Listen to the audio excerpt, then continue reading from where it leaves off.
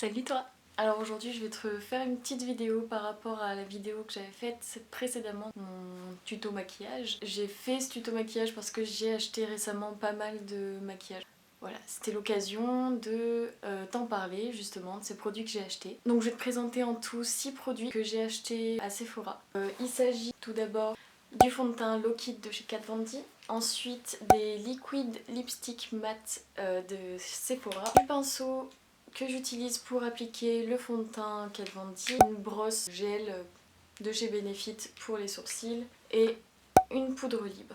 Donc je vais commencer par du coup te donner un peu mon avis sur le fond de teint de chez Kat Von D. C'est un fond de teint qui a coûté dans les 30 € et j'en suis vraiment contente.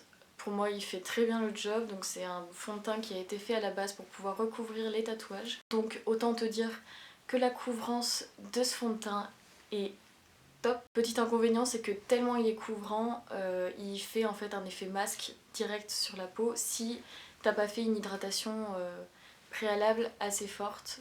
Donc moi mon avis sur ce fond de teint c'est que bien évidemment si tu mets une tonne de ce fond de teint Kat Von D, forcément ça va faire effet masque, mais il est parfait si tu mets vraiment pas beaucoup de produits. Il a une couvrance vraiment bien, il tient beaucoup.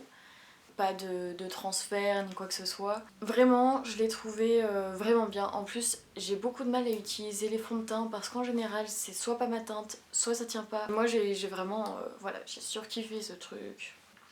Au niveau de la bouteille, il y a quand même beaucoup de produits, donc je pense que je vais le garder pendant très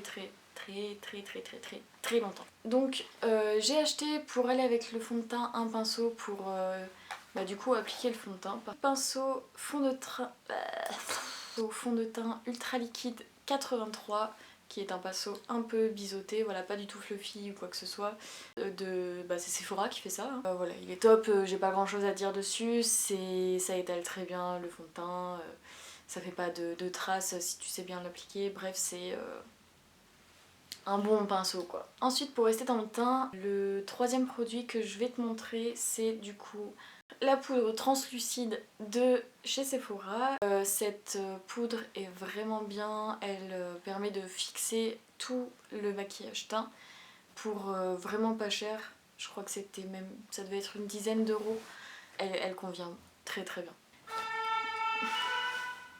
Du coup le 1, 2, 3, quatrième et cinquième produit que je vais te montrer, ou que je te montre tout de suite maintenant, ce sont les liquid lipstick matte de chez Sephora.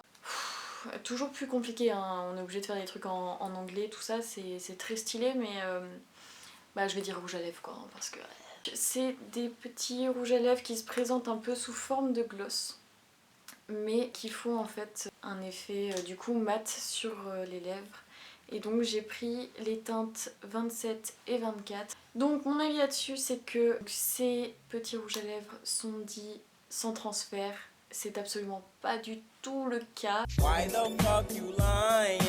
Quand je bois mon café ou quoi, il y a du rouge à lèvres sur mon gobelet. Autant te dire que niveau tenue c'est pas le top.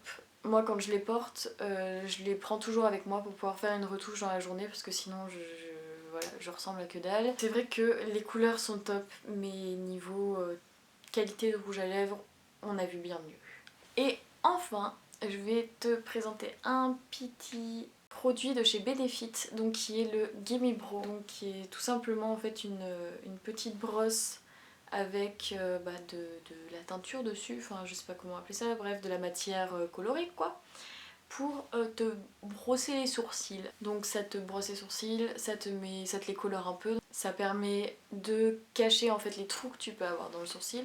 Évidemment c'est pas un produit qui va te permettre de les redéfinir, donc tu pourras pas tracer un trait vraiment pour que ça fasse, pour redéfinir la forme de ton sourcil quoi. Donc moi je le conseille aux personnes qui veulent faire des sourcils qui sont pas hyper définis, hyper maquillés, qui veulent quand même quelque chose d'assez naturel et assez soft. C'est un très bon produit, je l'aime vraiment beaucoup. Ça permet de les garder en place toute la journée, donc moi j'en ai beaucoup qui partent en couille, c'est pas top. Et ça permet vraiment de les structurer, de les laisser en place pendant toute la journée. Donc voilà, cette vidéo est terminée. Si elle t'a plu, si tu as utilisé des produits que je viens de te présenter, Si tu as des avis par rapport à ces produits-là, si tu en as entendu parler, etc. N'hésite pas à me le dire en commentaire. Voilà, je te fais plein de bisous et puis à la prochaine!